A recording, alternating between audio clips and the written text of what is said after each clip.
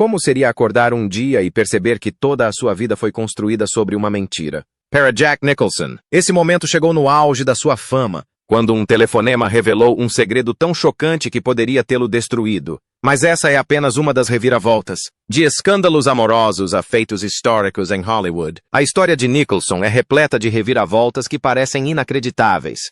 E agora algo novo veio à tona, algo que muda tudo. Então, vamos à história completa. A vida de Jack Nicholson começou envolta em segredos que só seriam revelados décadas depois. Ele nasceu em 22 de abril de 1937 em Neptune City, Nova Jersey, filho de June Frances Nicholson, uma aspirante a atriz de 17 anos.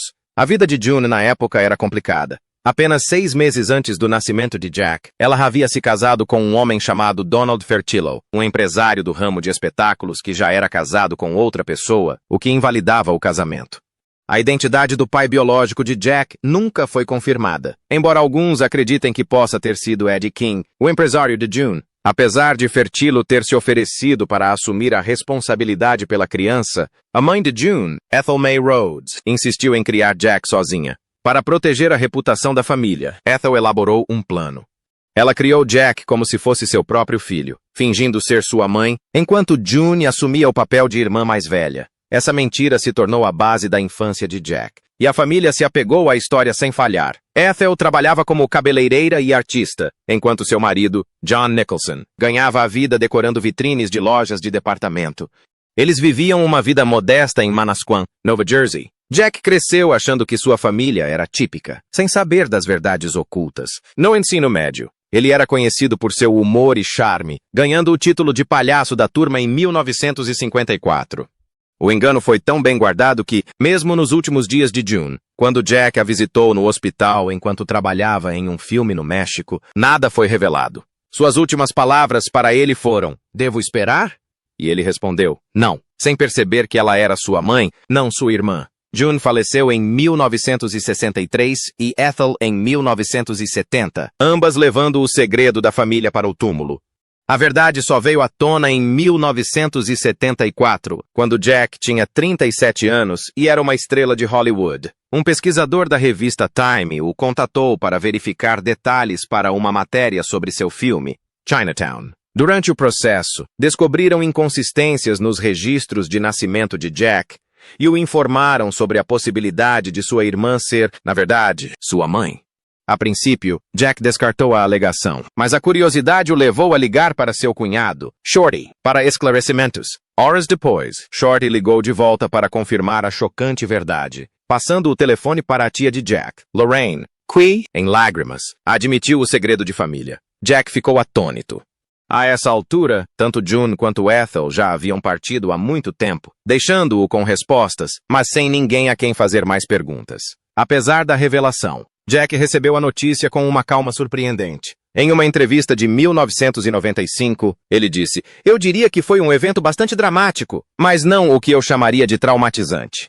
Na verdade, isso esclareceu bastante coisa para mim. O momento da descoberta foi quase poético. Aconteceu justamente quando Chinatown, um filme que gira em torno de segredos de família ocultos, estava prestes a estrear. Em vez de se sentir zangado ou traído, Jack admirava a dedicação de Ethel e June em manter as aparências. Além da vida pessoal, sua trajetória como ator também foi fascinante. Aos 17 anos, Jack Nicholson foi para Los Angeles para o que deveria ser umas férias curtas, mas acabou ficando para sempre. Seu primeiro emprego foi no departamento de animação da MGM, onde trabalhava como faz-tudo, ganhando apenas $30 por semana. Enquanto fazia isso, ele se juntou ao Players Ring Theater e começou a ter aulas de atuação. Foi lá que ele conheceu Roger Corman, que mais tarde se tornaria seu mentor. Nicholson estava determinado a ser ator, mas a jornada foi difícil. Os diretores de elenco frequentemente o rejeitavam, dizendo que ele parecia muito húngaro ou muito italiano para papéis principais. Por quase 10 anos, ele não conseguiu uma grande oportunidade, e houve momentos em que pensou em desistir completamente da carreira de ator. Para se manter na indústria, ele começou a experimentar com roteiro e direção. Roger Corman finalmente deu a Nicholson sua primeira oportunidade real, escalando-o para o filme The Cry-Baby Killer, 1958. Nicholson ganhou $500 pelo papel principal. Não foi um grande sucesso, mas deu início a uma colaboração de 10 anos com Corman. Durante esse período, Nicholson trabalhou em vários filmes de baixo orçamento, incluindo A Pequena Loja dos Horrores, 1960, onde interpretou um paciente excêntrico em uma clínica odontológica. Ele também escreveu o roteiro de A Viagem, 1967, estrelado por Peter Fonda e Dennis Hopper. Embora esses projetos fossem modestos, eles ajudaram Nicholson a construir conexões que mais tarde seriam cruciais para sua carreira. Nicholson costumava brincar que Corman era a única pessoa que lhe dava trabalho durante aqueles anos difíceis. A grande oportunidade de Nicholson surgiu em 1969, quando Rip Torn deixou o filme Easy Rider após uma discussão com Dennis Hopper. O papel de George Hansen, um advogado alcoólatra, ficou com Nicholson, que inicialmente estava envolvido com o filme como produtor. Filmado em apenas 15 dias com um orçamento modesto de $400 mil americanos, o filme se tornou um enorme sucesso, arrecadando $60 milhões americanos. A atuação de Nicholson lhe rendeu uma indicação ao Oscar e o transformou em uma estrela quase da noite para o dia. Mesmo durante esse período, Nicholson se manteve ocupado com outros projetos, coproduzindo o filme Head com Bob Rafelson. Ficou claro que seu trabalho árduo finalmente estava dando frutos. Em 1970, Nicholson assumiu o papel de Bob Dupia em 5 Peças Fáceis, uma atuação que consolidou sua reputação como um novo tipo de estrela de Hollywood. Bob era um homem que havia abandonado a vida de pianista clássico para trabalhar em plataformas de petróleo, e a interpretação de Nicholson foi crua e cativante. O filme incluía a agora famosa cena do restaurante, onde a tentativa de Bob de pedir uma torrada se tornou um dos momentos mais icônicos do cinema. Os críticos adoraram o filme, que recebeu 4 indicações ao Oscar e arrecadou $18 milhões americanos com um orçamento de $1 milhão americanos. Nicholson recebeu sua primeira indicação ao Oscar de melhor ator, e os críticos começaram a compará-lo a lendas como Marlon Brando e James Dean. Roger Ebert chegou a considerá-lo um dos melhores filmes americanos. A essa altura, Nicholson já não era apenas um ator em busca de reconhecimento. Ele havia se tornado uma das novas estrelas mais promissoras de Hollywood. Então veio Um Estranho no Ninho. Em 1975, o filme foi rodado no Hospital Psiquiátrico Estadual do Oregon, com pacientes reais como figurantes, o que conferiu autenticidade à produção. Nicholson foi tão convincente no papel que até mesmo profissionais de saúde mental o confundiram com um paciente real durante as consultas. Sua atuação lhe rendeu seu primeiro Oscar de melhor ator e ajudou o filme a alcançar algo quase inédito. Levou para casa os 5 principais prêmios da Academia, incluindo Melhor Filme, Director, Actor, Atriz e Roteiro Original. Essa façanha só havia sido realizada uma vez antes, por Aconteceu Naquela Noite, em 1934. O impacto do filme foi global. Na Suécia, permaneceu em cartaz por 11 anos, até 1987. A intensidade e a dedicação de Nicholson como ator brilharam novamente em O Iluminado. Sua transformação em Jack Torrance foi tão poderosa que perturbou até mesmo a equipe. Imagens de bastidores mostram-no se entregando completamente antes da icônica cena de Aqui está o Johnny, pulando, cerrando os punhos e murmurando para si mesmo para se tornar o personagem. Sua interpretação foi tão perturbadora que afetou sua colega de elenco, Shelley Duvall, que sofreu estresse extremo durante as filmagens, chegando a perder o cabelo. A atuação de Nicholson deixou uma marca indelével no cinema, tornando Jack Torrance um dos personagens mais memoráveis da história do terror. Em 1989, Nicholson assumiu um risco que se transformou em um dos negócios mais inteligentes da história de Hollywood. Ele aceitou interpretar o Coringa em Batman por um salário reduzido de $6 milhões, bem abaixo dos seus habituais 10 milhões, mas negociou uma porcentagem dos lucros de bilheteria e de produtos licenciados, uma decisão que lhe rendeu a quantia impressionante de $60 a $90 milhões. Sua interpretação redefiniu os vilões dos quadrinhos, estabelecendo um padrão que influenciou futuros Coringas, incluindo Mark Hamill e Heath Ledger. Além disso, as conquistas da carreira de Nicholson são incomparáveis. Com 12 indicações ao Oscar ao longo de 5 décadas, ele detém o recorde de ator mais indicado na história do prêmio. Ele ganhou 3 Oscars. Ele é um dos 2 únicos atores, ao lado de Michael Caine, a ser indicado em todas as décadas, dos anos 1960 aos anos 2000. Além do Oscar, Nicholson ganhou 14 prêmios importantes em 40 indicações, incluindo 6 Globos de Ouro, 3 BAFTA e até um Grammy de melhor álbum infantil. Mas mesmo um homem como Jack Nicholson teve uma vida amorosa que parece um tabloide hollywoodiano. Seu único casamento foi com Sandra Knight, que durou de 1962 a 1968. O nome de Jack foi associado a inúmeras mulheres. Havia rumores de que ele teria tido mais de 2.000 parceiras românticas, um número que ele nunca negou. Em vez disso, ele disse casualmente: "Eu não conto." Sua colega de elenco, Kim Basinger, certa vez o chamou de o indivíduo mais sexualmente ativo que já conheci, enquanto Cher comentou: "Jack ama as mulheres mais do que qualquer homem que eu já conheci. Nem mesmo Meryl Streep resistiu ao seu charme." Durante as filmagens, Jack frequentemente sugeria que ensaiassem as falas durante o jantar, embora ela habilmente evitasse suas investidas. Mas o relacionamento que realmente moldou grande parte de sua vida foi com a atriz Anjelica Huston. Tudo começou em 1973, quando se conheceram na casa dele em Mulholland. Ela tinha 21 anos e ele 36. Apesar da diferença de idade, eles se tornaram próximos rapidamente, mas o tempo que passaram juntos foi marcado pelas constantes infidelidades de Jack. Anjelica frequentemente encontrava sinais de outras mulheres, como joias esquecidas ou creme para as mãos. Certa vez, ela chegou a ver sua própria jaqueta sendo usada por outra pessoa na rua. Às vezes, usava as joias que encontrava, na esperança de que o dono as reclamasse, mas ninguém nunca o fez. O relacionamento deles teve seus altos e baixos, incluindo uma breve separação em 1976, quando Anjelica teve um caso com Ryan O'Neal. J. Ack, no entanto, nunca pareceu interessado em casamento. Quando ela tocou no assunto uma vez, ele respondeu sem rodeios: "Casar com você? Está brincando?" O relacionamento deles chegou ao fim em 1989, quando Jack convidou Anjelica para jantar e confessou que Rebecca Broussard, sua colega de elenco em The Two Jakes, estava grávida. Dias depois, Anjelica leu na Playboy sobre mais um caso extraconjugal de Jack. Furiosa, ela foi até um set de filmagem e o confrontou fisicamente, batendo em sua cabeça e ombros. Jack riu disso mais tarde, apesar dos hematomas visíveis. Broussard teve 2 filhos com Jack, mas acabou o deixando após 5 anos por um homem mais jovem. Mais tarde, Jack admitiu que perdê-la foi difícil, dizendo: "Você fica para trás, você é abandonado. E não vai superar isso por mais um ano. Não importa o que você faça." Em relação aos filhos, Nicholson tem 6 de diferentes épocas, mas só compartilha um vínculo com seu filho mais novo, Ray. O relacionamento deles sempre foi próximo, moldado por rituais simples, mas significativos, como os jantares diários quando Ray era criança. Durante esses momentos, Ray observava e aprendia com o pai, absorvendo a personalidade e os trejeitos de Jack. Eles são frequentemente vistos juntos em jogos dos Lakers, sendo sua última aparição pública em maio de 2023. Jack admira a determinação de Ray, descrevendo-o como alguém que se mantém firme em seus objetivos, independentemente do que os outros digam.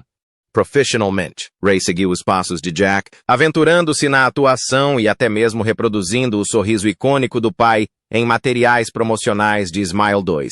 O relacionamento de Jack com seus outros filhos tem sido mais variado. Sua filha mais velha, Jennifer, nascida em 1963, manteve uma ligação constante com o pai e lhe deu 2 netos, Shawnee Duke Norfleet. Caleb Goddard, nascido em 1970, filho de Susan Anspach, teve um início de vida mais complicado.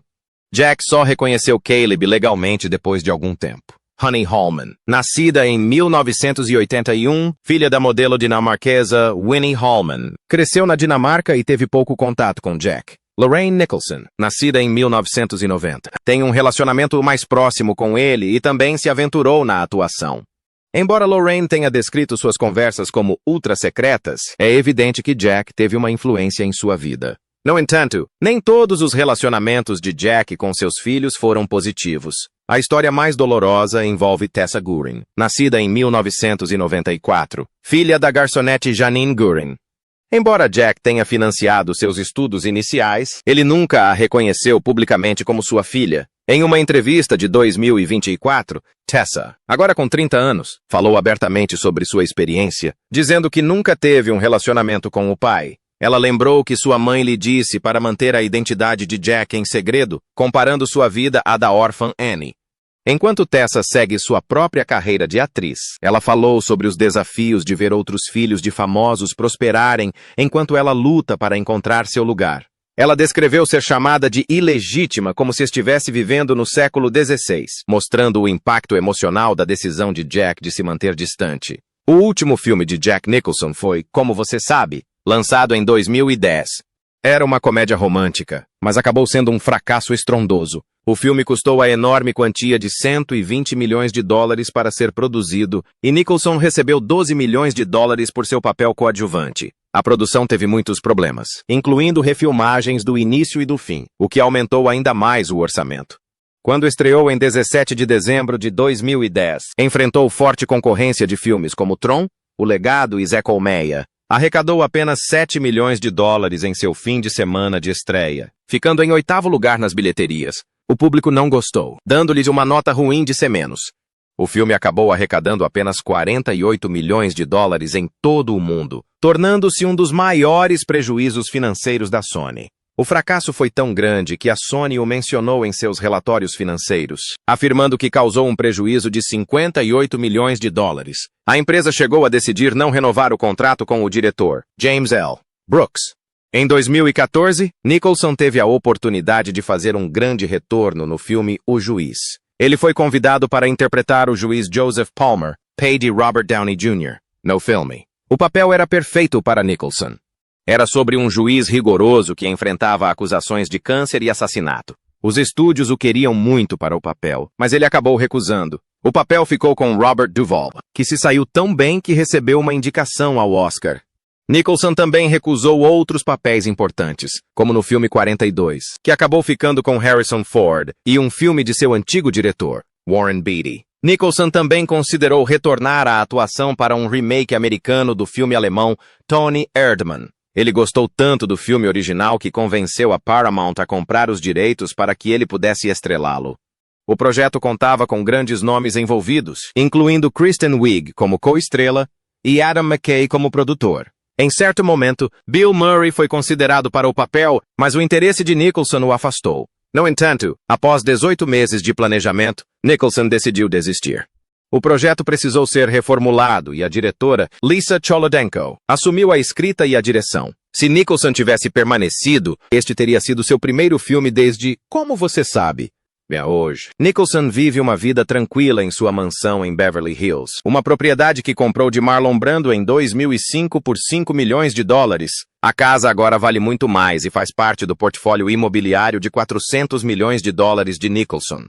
A mansão está repleta de objetos que marcaram sua lendária carreira, incluindo roteiros originais e artes conceituais de filmes. Ela se tornou seu refúgio particular e até mesmo amigos próximos raramente a visitam. Nicholson escolheu essa vida mais tranquila intencionalmente.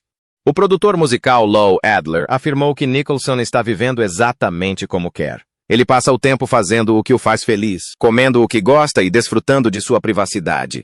Apesar dos rumores sobre sua saúde, Bill O'Reilly, que o encontrou recentemente, confirmou que Nicholson continua mentalmente lúcido. Ele se mantém atualizado sobre os acontecimentos, assiste aos noticiários e faz perguntas perspicazes. Nicholson não aparece muito em público ultimamente, mas fez uma rara aparição em um jogo dos playoffs dos Lakers em 28 de abril de 2023. A equipe da arena fez de tudo para recebê-lo. Ele foi levado por uma rampa privada usada pelos jogadores e escoltado por corredores secretos até seu assento à beira da quadra. Quando a multidão o viu no telão, aplaudiu ruidosamente, especialmente quando trechos de O Iluminado foram exibidos com sua icônica frase "Aqui está o Johnny". Até mesmo LeBron James veio cumprimentá-lo, demonstrando o profundo respeito e admiração que Nicholson ainda inspira. E isso porque Nicholson também é um grande fã dos Lakers. Ao longo dos últimos 53 anos, Nicholson tem sido presença constante à beira da quadra, assistindo aos Lakers conquistarem 12 campeonatos de seu lugar perto do banco de reservas dos visitantes. Seu amor pelo time era tão grande que ele chegou a ajustar sua agenda de filmes para poder assistir aos jogos. Ele chegou a incluir cláusulas especiais em seus contratos para garantir que não perderia os playoffs dos Lakers. Durante a era Showtime, na década de 1980, seu comprometimento era tamanho que ele perdeu apenas 16 jogos em casa em toda a década. Nicholson se tornou uma presença tão constante nos jogos que a equipe de relações públicas dos Lakers incluía atualizações sobre ele, chamadas de Jack Watch, em seus comunicados pré-jogo para a imprensa visitante. O comportamento de Nicholson à beira da quadra o tornava parte da ação, às vezes até demais. Ele teve um famoso desentendimento com o técnico do Portland Trail Blazers, Jack Ramsey, que pediu à NB a que impedisse Nicholson de se sentar tão perto do banco de reservas dos visitantes. Ramsey acreditava que Nicholson estava ajudando os Lakers ao transmitir instruções técnicas. Em outro momento tenso no início dos anos 80, o técnico do Chicago Bulls, Dick Motta, confrontou Nicholson depois que o ator o agarrou pela perna durante um jogo. Motta disse a ele: "Se você quer ser técnico, compre seu próprio time." Anos depois, durante os playoffs de 2006, a estrela do Phoenix Suns, Steve Nash, acusou Nicholson de ficar tão perto das reuniões de equipe que parecia estar tentando roubar jogadas. Uma das peculiaridades marcantes de Nicholson era o uso de binóculos durante os jogos, algo que começou em 1975, depois de se frustrar com as decisões da arbitragem. Os árbitros chegaram a ser advertidos sobre Nicholson e seus binóculos. Ele não os usava apenas para assistir ao jogo, mas também para expressar sua opinião, às vezes encarando os árbitros após uma decisão que lhe desagradava.